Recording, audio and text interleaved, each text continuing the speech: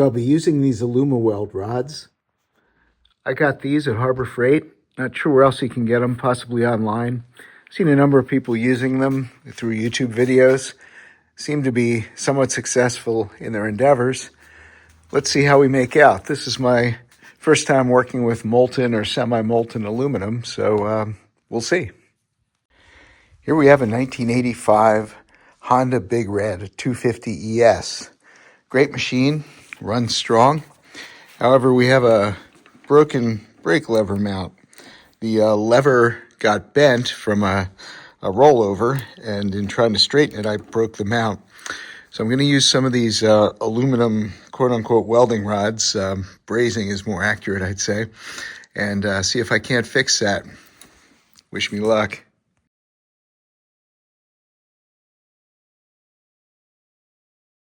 So here are the results of V'ing it out.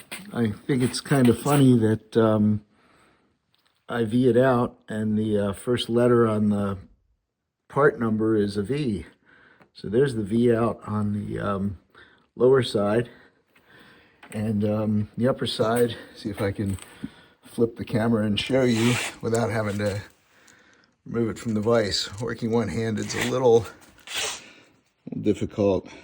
There we are. See if we can get that to focus. Okay. So we'll finish cleaning up with wire brush on the jagged edge and isopropyl alcohol to clean up the aluminum dust that's resulted from the filing and brushing. Here's a very technical step worthy of filming, the wire brushing. And you can see how shiny it leaves those otherwise jagged edges. And here's an example of the aluminum dust that's left behind. So we'll get the other side wire brushed and we'll clean it up with isopropyl alcohol. So everything's cleaned up with rubbing alcohol. Let's go get some clamps, figure out what we can do here. They say you can never have too many clamps, and I'd have to agree. So let's pick out some little guys here. Maybe this one, this guy, and see what else we got. Maybe this little guy over here. They should be small enough to hold things in place to help us get a foothold with the brazing. Let's start by warming the piece. It's only 40-some degrees in here, so this is going to absorb a little bit of heat till it gets nice and warm.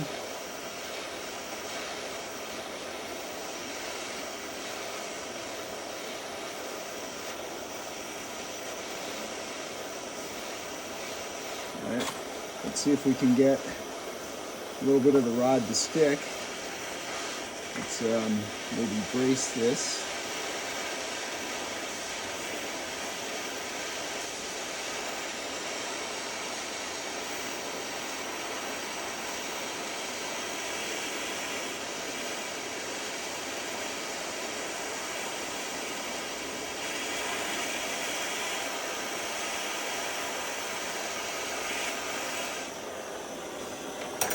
Let's see if we can't break away this piece we don't want. Didn't stick. Didn't get it hot enough. We got it hot enough to melt the rod, but not enough for the surface material to have it adhere. Let's get this a good bit hotter.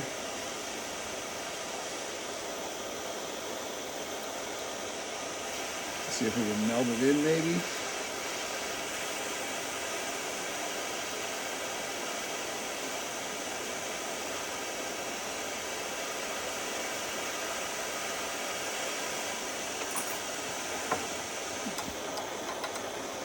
That's just not holding. That's not going to hold. And actually, I think I'm getting to the point of melting the parent material here. So we're going to have to rethink this. Let's try this spot right here.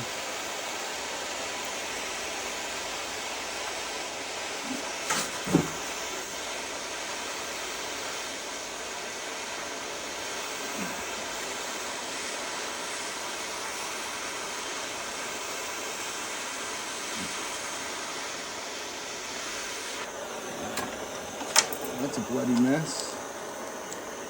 Okay, let's see. See if that section wants to hold.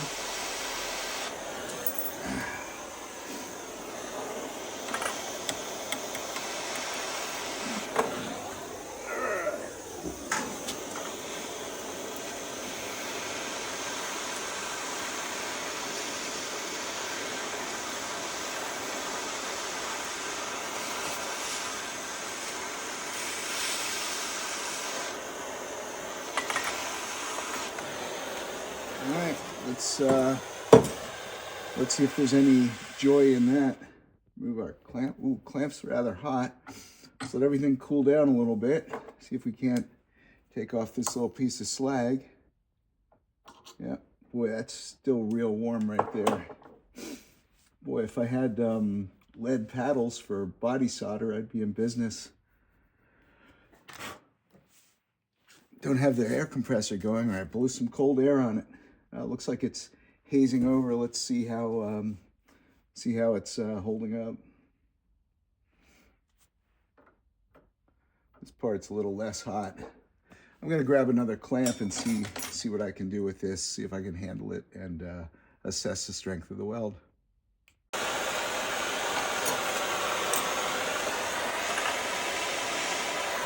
We're gonna see if we can weld up this edge. We're gonna get the piece hot and take it from there.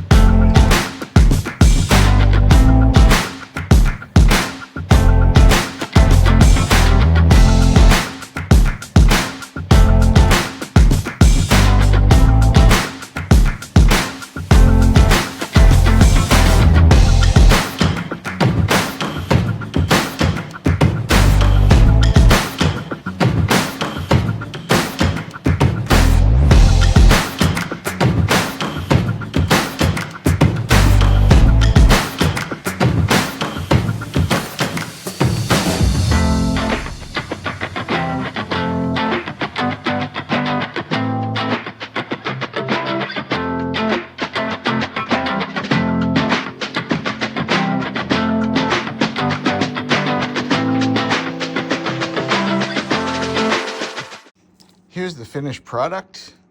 Not too sloppy. The rubber boot hides a bit of the mess. It's got a little bit of play in it, but so does the one that was unbroken. So there you have it.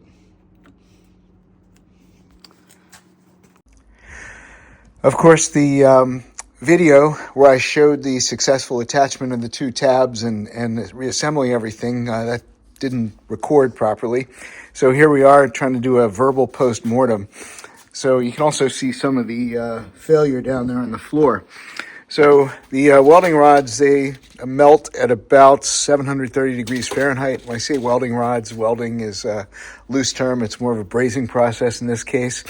Propane torch, air-fed like that, is good for about 1200, maybe a little bit hotter. And of course, aluminum melts at about 1225, 1226 Fahrenheit. So the point is to get the metal, the tab and the mount hotter than the 750 to melt this, but not so hot that it melts the parent aluminum. Don't get it up over 1200. The challenge is the mount portion of the subject we're brazing is much thicker, retains much more heat than the tab that we're trying to affix. That, and I had the thicker portion in the vise serving as even more of a heat sink. So the native material, let's come over here to our our quote-unquote success. The native material would actually start to melt before the mount part. The native material of the tab would start to melt before the mount portion got hot enough, especially on the bottom where there was that extra hub or flange, the threaded part for this bolt that was created a little bit of a valley, and with me having the heavy part pointed down and the heat going up, I was starting to melt the native material a little bit. What I ended up doing, getting it close enough that I could melt a little bit of the rod on there, and then I used this screwdriver almost as a paddle, like doing lead work on body filler lead work, the wooden paddles to work it out. That way I could circulate the heat or the torch a little bit better. Also, in the successful part, once I had the tab basically affixed, I flipped it over that this part was up, so the heat was going up, working on the mount portion and not so much on the tab. As I attached the second tab, I did have the bolt in place and ultimately had the lever in place. The two of those items for further performing as a heat sink for the thinner tab portion, which helped even out the temps. Anyway, this is my first attempt at using these aluminum brazing rods. I don't know if I'll have much more experience to share. Cheers.